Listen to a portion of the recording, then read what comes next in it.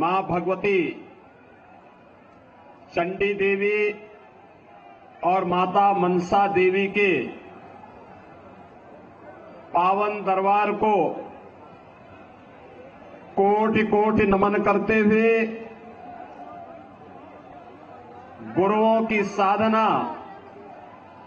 उनकी भक्ति और शक्ति के इस अद्भुत संगम के चंडीगढ़ में आप सभी चंडीगढ़ वासियों का मैं हृदय से अभिनंदन करता हूं, स्वागत करता हूं। मंच पर उपस्थित भारतीय जनता पार्टी के प्रदेश के अध्यक्ष श्री जितेंद्र पाल मल्होत्रा जी, राष्ट्रीय उपाध्यक्ष सुश्री सरोज पांडे जी, माननीय सांसद श्रीमती किरण खैर जी, भारतीय जनता पार्टी के लोकप्रिय प्रत्याशी श्री संजय टंडन जी,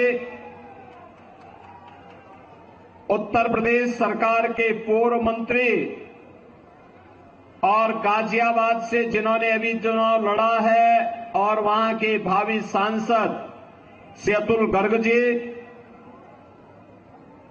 भारतीय जनता पार्टी के उपाध्यक्षगण श्री रामवीर भट्टी जी, श्री शक्तिदेव साली जी, महामंत्रीगण श्री हुकुमचंद जी, श्री अमित जिंदल जी,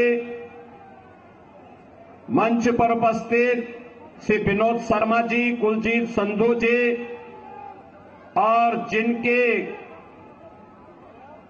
गाने ने पूरे देश में धूम मचा रखी है, ऐसे श्री कन्हैया मित्तल जी, उन्होंने 2022 में उत्तर प्रदेश विधानसभा के लिए गाना हनुमान जी की ही कृपा से लिखा था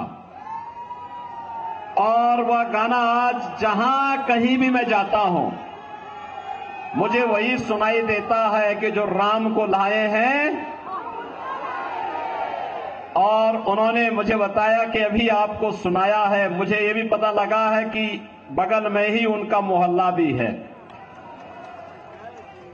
ऐसे कन्हैया मित्तल जी, गोपाल शुक्ला जी हमारे पूर्वांचल प्रकोष्ठ के अध्यक्ष हैं, पूर्व senior deputy mayor Shri Dilip Sharma ji, Anil Dubey ji, Harshankar Mishra ji, प्रदेश सचिव शशिशंकर तिवारी जी, नरेंद्र पांडे जी और भारी संख्या में चंडीगढ़ में उपस्थित मेरे सभी उपस्थित बहन और भाइयों, मैं सबसे पहले आज आप सबके बीच में यहां पर मर्यादा पुरुषोत्तम भगवान श्री राम की पावन जन्मभूमि से आया हूं। आप सबको राम राम।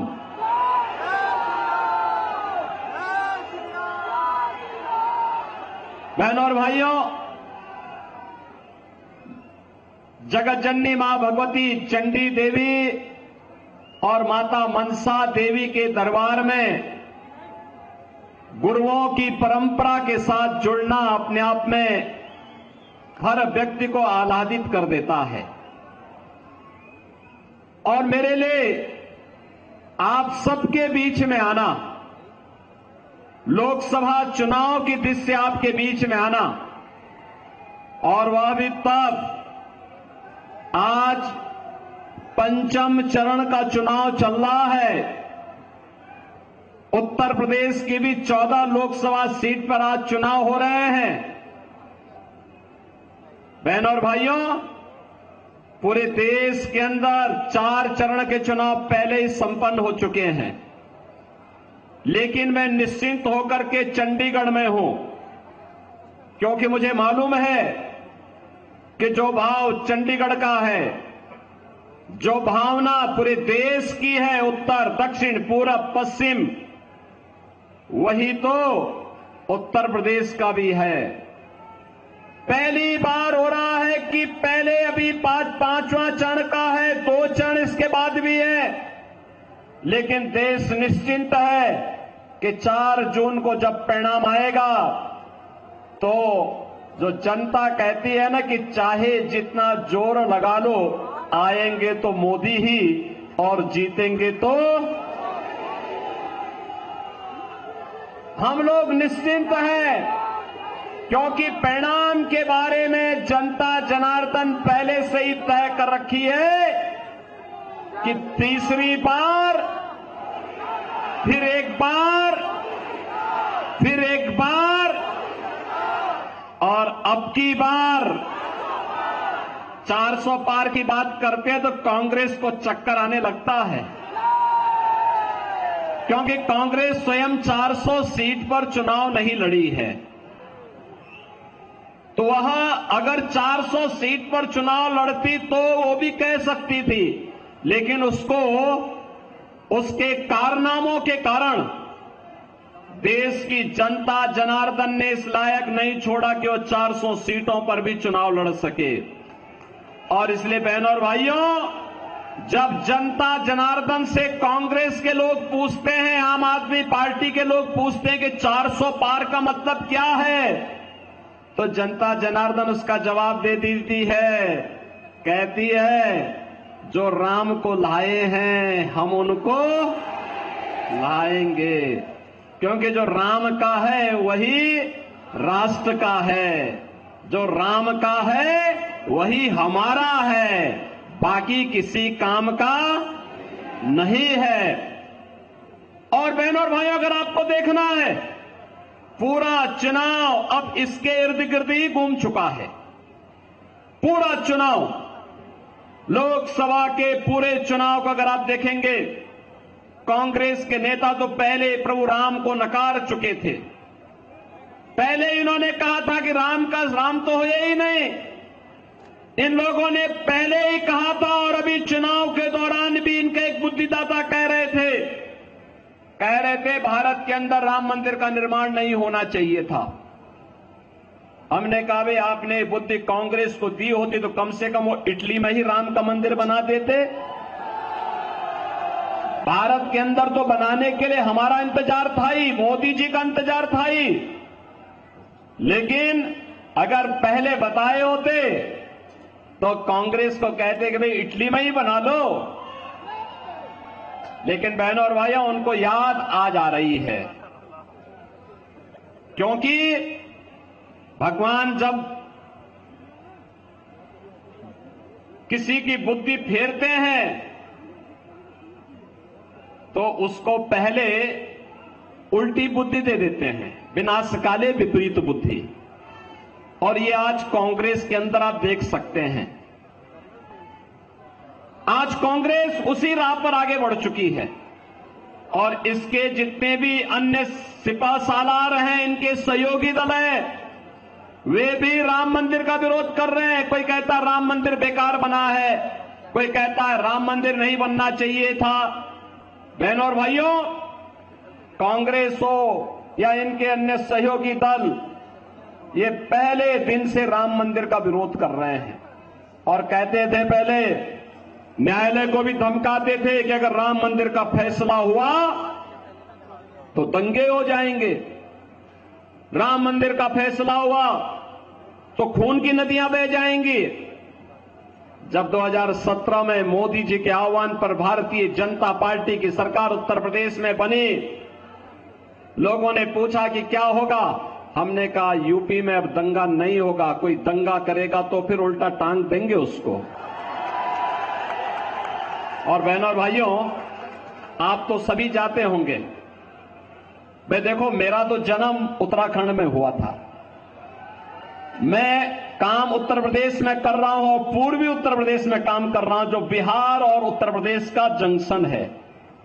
हमारी बोली भोजपुरी है। और उत्तर प्रदेश में आपने देखा होगा पिछले 7 वर्ष में कोई दंगा नहीं हुआ। और जिस दिन माननीय उच्चतम न्यायालय का फैसला आना था, लोगों ने कहा क्या होगा, लोग सशंकित थे।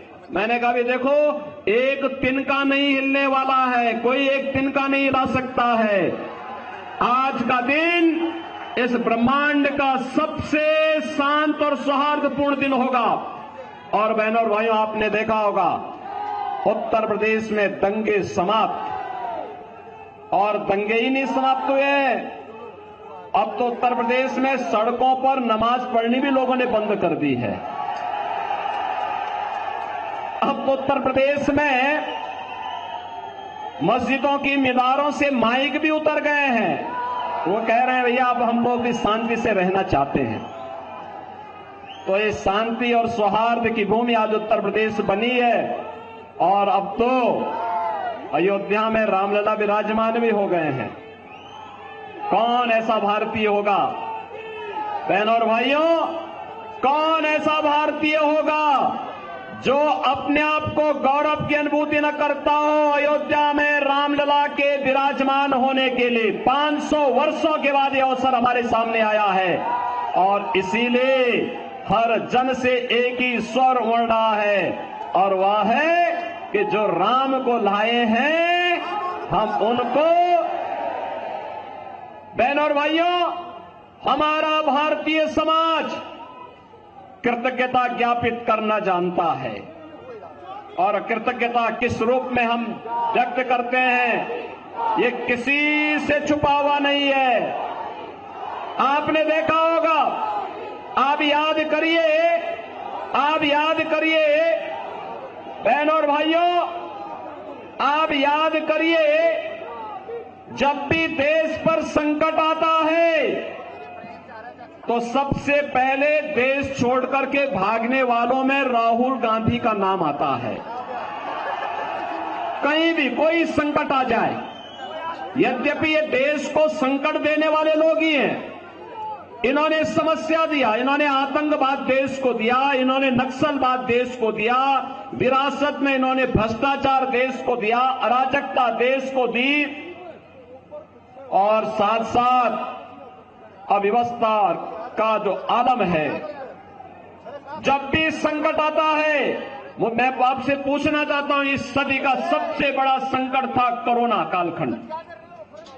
कोरोना के दौरान कहीं राहुल गांधी नजर आए थे क्या? चंडीगढ़ आए थे क्या?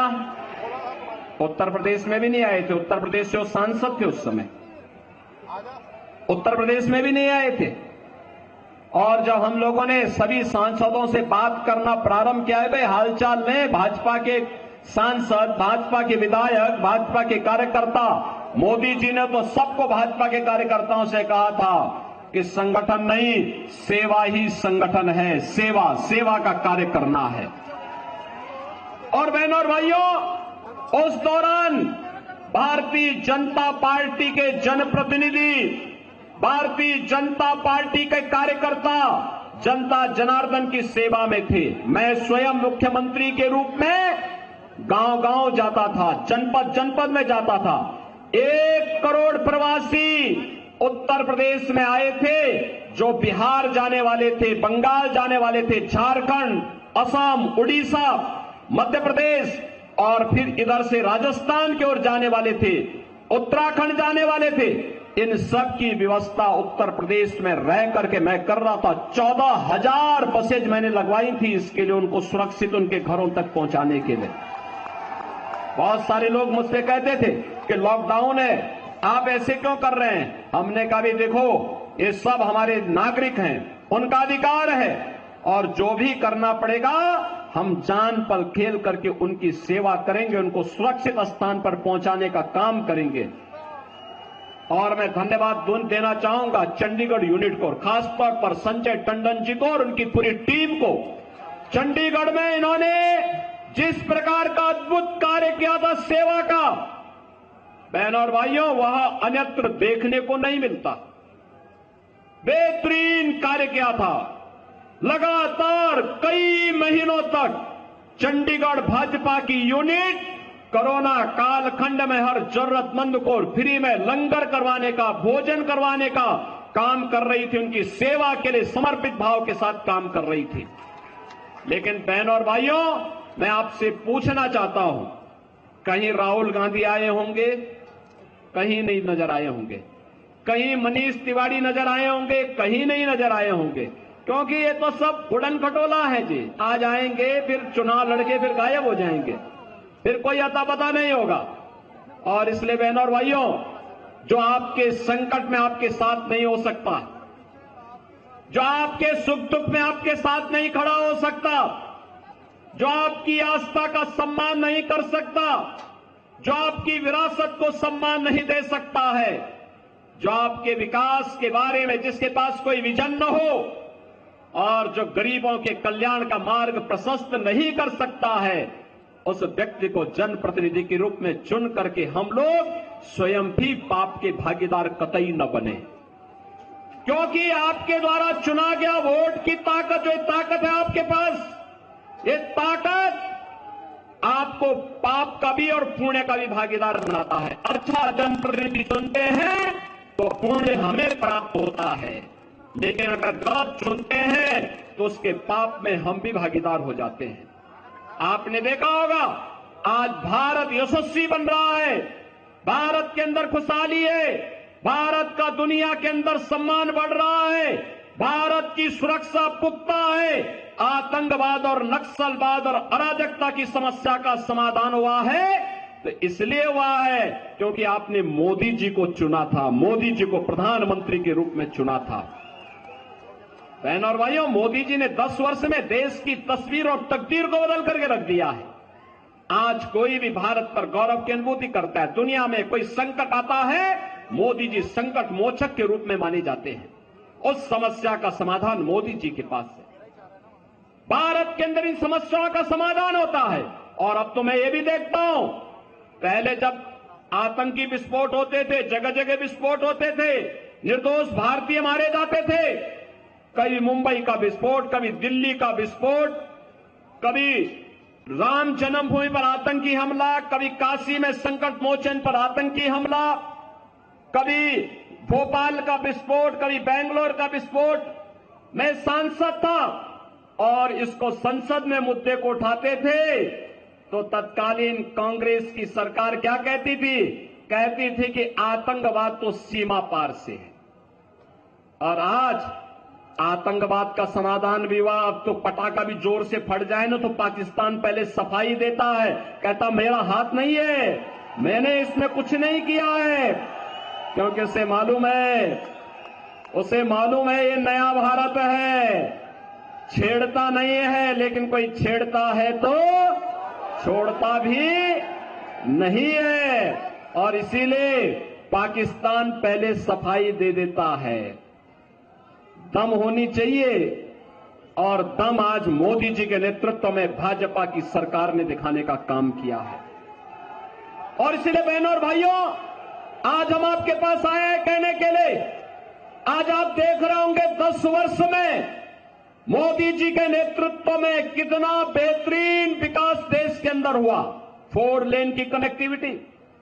आज से 12 वर्ष पहले मैं दिल्ली से चंडीगढ़ आया था बाई रोड, मुझे 10 घंटे लगे थे। और बहनों और भाइयों, आज के दिन पर हम 3 से 3.5 घंटे के अंदर दिल्ली से चंडीगढ़ आ सकते हैं। ये दूरी कम की है मोदी जी ने। ट्रेन में वंदे भारत, अमृत भारत और अमृत नमो Bharat train, world class train की सुविधा आज मिल रही है, मेट्रो की सुविधा मिल रही है, IIT, IIM, AIIMS, IIIT, NIT और वर्ल्ड क्लास यूनिवर्सिटी बन रही है। हर घर नल और नल में जल, ये भी RO का जल, ये काम भी मोदी जी के द्वारा पूरे देश के अंदर किया जा रहा है।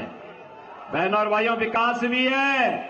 याद करिए कांग्रेस की सरकार के समय गरीब भूख से मरता था, गरीबों को राशन नहीं मिलता था, और मोदी जी देश के अंदर 80 करोड़ लोगों को फ्री में राशन दे रहे हैं। और राशन की सुविधा भी ऐसी कि हमारे यूपी और बिहार का भाई तो कोई होगा, अगर कार्ड यूपी में है या बिहार में है, राशन चंडीगढ़ में ले सकता है। 1 नेशन 1 राशन कार्ड की व्यवस्था यह भी मोदी जी ने दी।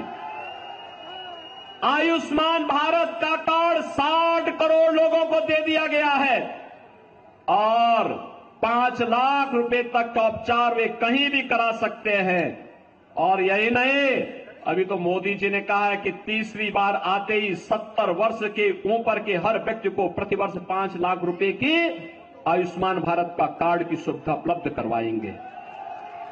बहनों और भाइयों, कांग्रेस के पहले एक प्रधानमंत्री ने वक्तव्य दिया था कि हम 100 पैसा भेजते हैं, नीचे 15 पैसा ही पहुंचता है। 85 पैसा कांग्रेस के दलाल खा जाते थे। यही था ना। और मोदी जी ने हर गरीब का खाता खोल दिया। 100 पैसा दिल्ली से भेजते हैं, 100 का 100 पैसा उसके खाते में जाता है, बीच में कोई मध्यस्थ नहीं। का सुशासन की ये सबसे अच्छी, सबसे सटीक उदाहरण है। पैसा आपके खाते में जा रहा है। किसान कांग्रेस के समय आत्महत्या करता था, आज 12 करोड़ किसानों को किसान सम्मान निधि का लाभ प्राप्त हो रहा है। 12 करोड़ घरों में शौचालय का निर्माण हो गया है। 10 करोड़ घरों में उज्ज्वला योजना का सिलेंडर पहुंच गया है। और बहनों और भाइयों, 4 करोड़ गरीबों के घर बन गए हैं। और मोदी जी ने कहा कि इस बार आएंगे, आते ही शेष बचे हुए परिवारों को भी एक एक आवास उपलब्ध करवाने का काम करेंगे। अभी से कार्य योजना बन चुकी है। बहनों और भाइयों, मैं पूछना चाहता हूं कि मोदी जी ने एक लंबी फेहरिस्त है लोक कल्याण की, गरीबों के लिए, वंचितों के लिए, दलितों के लिए, समाज के विभिन्न तबके के लिए उन्होंने काम किया। क्या किसी की जाति, किसी का मत, किसी का मजहब, किसी के क्षेत्र या किसी भाषा को देखा? नहीं। उनका तो मंत्र था सबका साथ और सबका विकास। उनका मंत्र ये नहीं था जो कांग्रेस कहती थी कि देश के संसाधनों पर पहला अधिकार मुसलमानों का है। कहां देश का हिंदू जाएगा, कहां सिख जाएगा?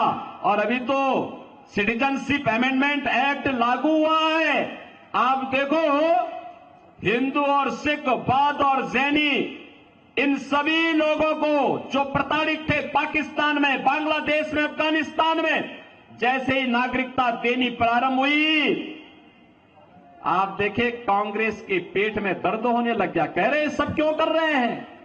अरे भाई, पीड़ित मानवता की सेवा भारत नहीं करेगा तो कौन करेगा? लेकिन एक कांग्रेसियों को देखो ना, ये दुर्बुद्धि है, इनके अंदर दुर्योधन की आत्मा प्रवेश कर गई है, ये मानने वाले नहीं है। और इसीलिए उस समय कहते थे कि भारत के संसाधनों पर पहला अधिकार मुसलमानों का है। और हम कहते थे कहां जाएगा हमारा हिंदू, कहां जाएगा हमारा दलित? आपने देखा होगा, मोदी जी ने अयोध्या में रामलला को विराजमान करा दिया। और रामलला को विराजमान कराने के बाद पहले रामलला को विराजमान बाद में कराया। पहले अयोध्या में हम लोगों ने इंटरनेशनल एयरपोर्ट बनाया है। उस इंटरनेशनल एयरपोर्ट का नाम महर्षि वाल्मीकि के नाम पर किया है। महर्षि वाल्मीकि जिन्होंने राम से हमारा साक्षात्कार कराया, उनके नाम पर अयोध्या का एयरपोर्ट। और इसीलिए मैं वाल्मीकि समुदाय से भी कहना चाहूंगा, आइए ना अयोध्या में, वाल्मीकि जी की गुण गाथा को आप अयोध्या में देख करके सम्मान का अनुभव करेंगे। राम के साथ अपना संवाद और अपना संबंध जोड़ करके गौरव की अनुभूति करेंगे। और हम लोगों के लिए तो ऐसा कार्य हो गया है कि लोग भी अच्छा, आप सबसे मैं कहूंगा, आप कह सकते हैं वर्तमान पीढ़ी से कि हां, अयोध्या में राम मंदिर का निर्माण हमने कराया है। आप बोलिए, जोर से बोलिए। नेतृत्व मोदी जी का है, कोई संदेह नहीं। लेकिन मोदी जी को ताकत आपके एक वोट से मिलती है। कमल चुनाव चिन्ह पर जो वोट आप देते हैं, ये सीधे मोदी जी के पास जाता है। वो मोदी जी की ताकत होती है। और तब मोदी जी इतने कड़े फैसले लेने में सहमत होते हैं। और इसलिए बहनों और भाइयों, आज मैं आपके पास आया हूं यही कहने के लिए, कांग्रेस और आम आदमी पार्टी का गठबंधन, बहनों और भाइयों, ये गठबंधन नहीं है, यह तो है मिलकर के जीतेंगे तो साथ साथ लूटेंगे। लूटने के लिए है, कल्याण करने के लिए नहीं है। देख रहे हो ना पंजाब में कैसे माफिया और अपराधी आदि होकर के चलते हैं। अरे हमने यूपी के अंदर ये सभी माफियाओं को उल्टा टांग दिया है, टांग दिया सबको। यूपी में आप देखते होंगे जितने दुर्दांत माफिया थे, उन सबकी कब्रों में कोई मरसिया पड़ने के लिए भी नहीं बचा हुआ है। कोई नहीं पड़ता जी, कोई पूछता नहीं। ये कांग्रेस के लोगों के लिए अब केवल माफियाओं के लिए मातम मनाने के लिए इनको छोड़ दीजिए। ये लोग नहीं लड़ पाएंगे इन माफियाओं के साथ। इनके खिलाफ भाजपा लड़ेगी, भाजपा। और इसीलिए मैं आपसे कहने के लिए आया हूं, ये गुमराह करेंगे, झूठ बोलेंगे, तमाम प्रकार के अफवाह फैलाएंगे।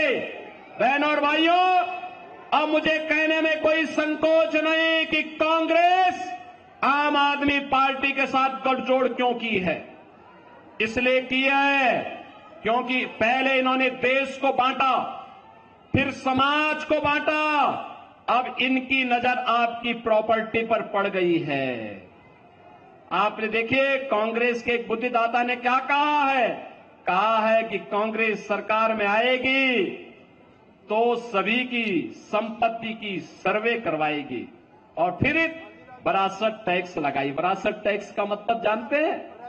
आपके बाप दादों की जो प्रॉपर्टी होगी, जो संपत्ति होगी, जो पैसा होगा, जो जेवर होगा, जो जमीन होगी, जो मकान होगा, उसमें से आधा ये कांग्रेस के लोग लेकर के मुसलमानों को आवंटित कर देंगे। क्या आप इसको स्वीकार करेंगे क्या?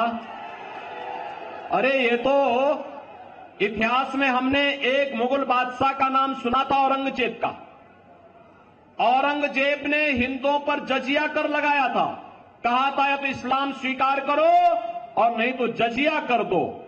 बहनों और भाइयों, औरंगजेब कोई मुसलमान भी, सभ्य मुसलमान भी अपने पुत्र का नाम औरंगजेब नहीं रखता, क्योंकि औरंगजेब ने सबसे पहले अपने भाई की हत्या की सत्ता के लिए और फिर अपने बाप को ही जेल के अंदर डाल करके पानी की एक बूंद के लिए तरसाया था, एक बूंद के लिए तरसाया था और अपने सत्ता पे कब्जा कर लिया था। हिंदुओं के मंदिर तोड़े, उसके खिलाफ उस समय हिंदू राजाओं ने छत्रपति शिवाजी महाराज के नेतृत्व में एक बड़ी लड़ाई लड़ी थी।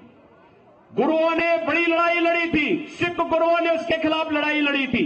कश्मीर के हिंदुओं को बचाने का काम गुरु तेग बहादुर जी महाराज ने उस कालखंड में किया था। बहनों और भाइयों, आज मैं आपसे कहने के लिए ही आया हूं, ये कांग्रेस के अंदर औरंगजेब की आत्मा घुस चुकी है। हमें देश के अंदर दूसरा औरंगजेब नहीं पैदा होने देना है। ये भारत, एक भारत श्रेष्ठ भारत तो मोदी जी ने 10 वर्ष में बनाया है। हमें भारत को अब आत्मनिर्भर और विकसित भारत बनाने के मोदी जी के संकल्प के साथ जुड़ना है, जिससे हर नौजवान के हाथों को रोजगार दे सके, हर व्यापारी और बेटी की सुरक्षा सुनिश्चित कर सके, प्रत्येक नागरिक के चेहरे पर खुशहाली ला सके। इसके लिए भाजपा आवश्यक है और इसीलिए मैं चंडीगढ़ में आया हूं कि मोदी जी को तीसरा कार्यकाल दीजिए।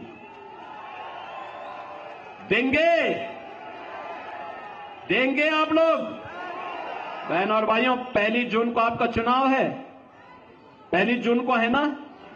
1 जून को है और इसीलिए मैं आया हूं। आपके पास समय है, आज 20 मई है, आपके पास 10 दिन का समय है प्रचार के लिए। इन 10 दिनों में आप सभी चंडीगढ़ वासियों के घर में और खासतौर पर यूपी, बिहार, उत्तराखंड और वाल्मीकि समुदाय के साथ में जाकर के बोलिए कि महर्षि वाल्मीकि को सम्मान है। जो राम को ही नहीं मानता, वाल्मीकि को कैसे मानेगा कांग्रेस के लोग? कहां मानेंगे?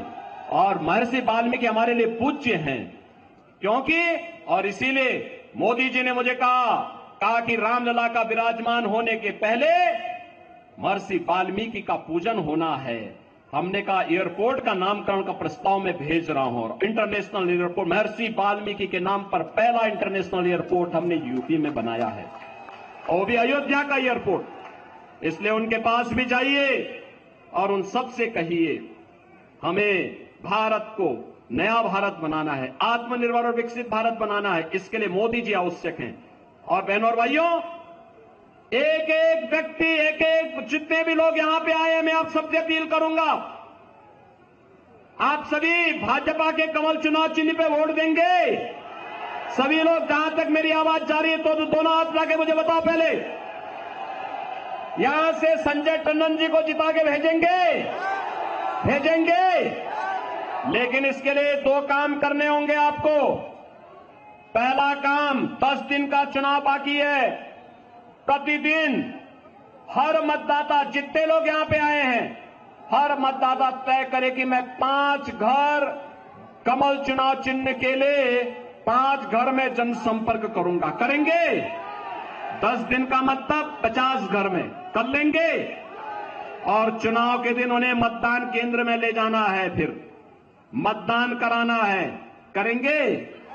अरे देखो, मोदी जी ने पूरा जीवन देश के लिए दिया है।